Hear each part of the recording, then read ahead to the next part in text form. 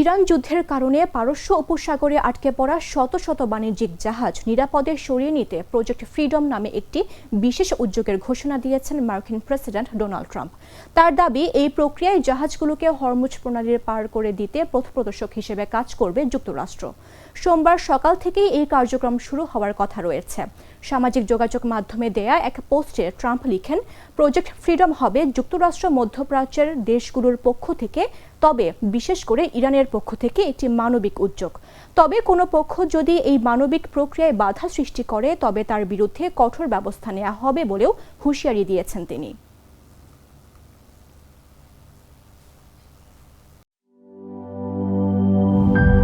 Europe, Asia, America, যেখানে যাই বিশ্বের 145টি দেশে আজ ফ্রুটো পাই।